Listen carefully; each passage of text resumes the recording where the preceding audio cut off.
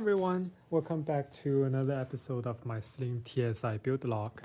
So it's been a few weeks since my last update. I've done quite a few things in during this period. So the biggest work that I've accomplished were the canopy and the landing gears.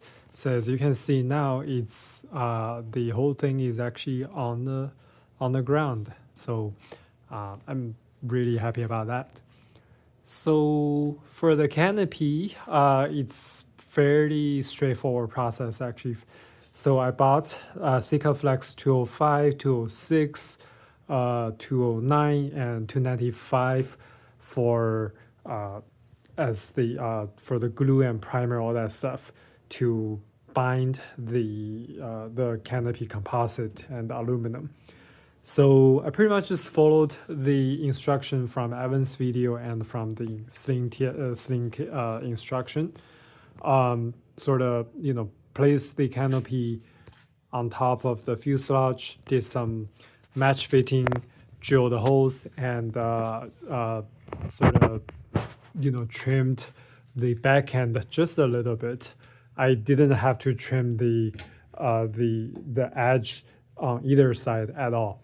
So the canopy was almost a perfect fit as is. So I did that and kind of drilled all the holes and put on the rivets. And after that, I did another round of the Flex 295 to give it this almost like an accent line as extra protection for water and all that all the other contaminants. So after having the canopy on, I went ahead and removed the sort of the temporary ribs that held the fuselage in place, held the shape. So then I proceeded to install the landing gear strut. So the landing gear had a little bit of challenge. So first of all, it's super heavy. So it took me a while to figure out the best strategy to install the landing gear. And then, so basically there are 4 bolts that goes in from either side of the landing gear strut to hold this in place. And you're supposed to have 0 tolerance between the channel here and the landing gear itself. So for me, there was a 0.5 millimeter gap on the right side, and on the left side, this is the left side. On the left side, it's even bigger. It's about 1 millimeter gap. So I sent the question to Sling and also started my research on the builder Facebook group, and the 1 millimeter gap was too large. It's out of the tolerance. So I had to make a shim to sort of insert right here. I don't know if you can see this from the video, but basically I had to take apart the landing gear strut after the test fit and made a shim, put it in here, then put the bolts in again. So now you can see there is absolutely no wiggle room, no flex between the landing gear and the channel. So then after that, I think, installing the wheel, that was also a challenge. I mean, it's just because the composite material pre-drilled 4 holes for the bolt was just slightly misaligned from the metal parts. So it took me a while to actually put the bolts through and sort of torque them down. But it wasn't difficult. It just took me quite some time to get the wheels on. So right now I opted to upgrade the braking system from the factory provided single disc, a single caliper braking to the dual caliper braking system from Matco. And the installation was very straightforward. It's a drop-in replacement. There's no mods needed. any of the parts here. It's just I take off the old brake and put on the new brake. That's it. And right now these things are not torqued yet because I suspect I might have to take it down again to when I run the brake lines.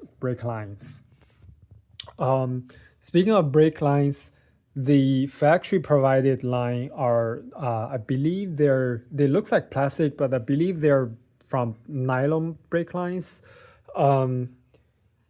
using compression fitting to connect to the brake. For a while, I thought I would just stick to this setup, but I saw a post recently from the builder group. Someone's brake line actually bursted during taxi, so that gave me a little bit of a heart attack. So I decided to upgrade my brake line to PTFE or PTF lines, which is made from much stronger material. So I ordered the custom lines from Aircraft Specialty. So they have already actually sent me the lines. It's right here. The build quality looks amazing. I just haven't got time to actually put them in yet. So that's why I'm keeping the brake disc loose for now, just in case I need to take them apart and run the brake lines.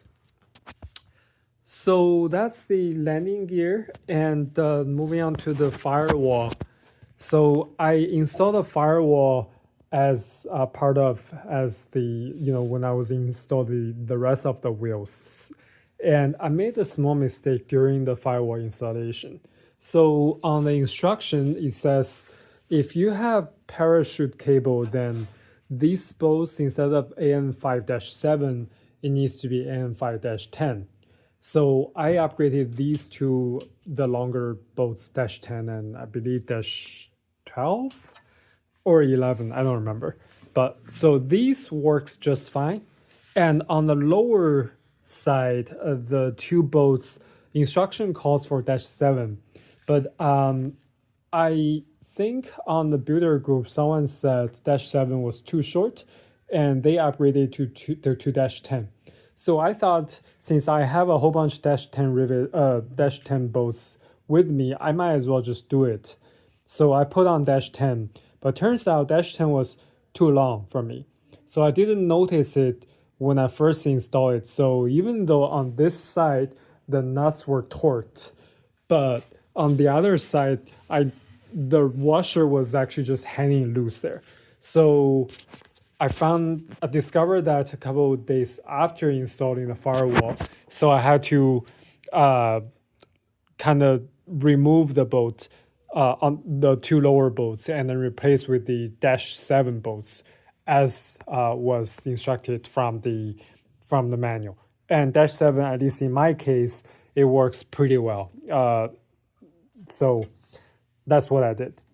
And then I also done a lot of work internally. It's kind of hard to tell, but essentially I got the control fitted and sort of rotating freely. I have the joysticks, I have the flap, elevator control also working. I don't know if you can see clearly, but there's the elevator control. And what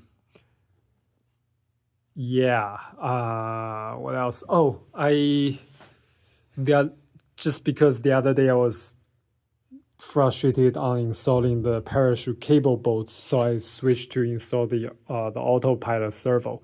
That was also a task, just because the bolts were super hard to reach, the lower two bolts. So it took me like almost an hour to fully torque down this autopilot servo. But other than that, nothing is really too difficult. It just takes time. So then, I think the rear fuselage is fully closed, and I have the antenna wire on top. You can't see it from the video, but it's there. And the wire runs on the right side behind this channel rib all the way down below the luggage area, and then it goes through the lightning hose from these ribs and runs through the center and to the top. And I haven't installed the BNC connectors yet, so that will be probably the next thing I do for when I start the avionics work. So yeah, that's kind of the rundown for the last couple of weeks. You know, a few moved a few large stones, and there are also many small stones that I was able to complete. So yeah, I think that's pretty much it. Thanks for watching.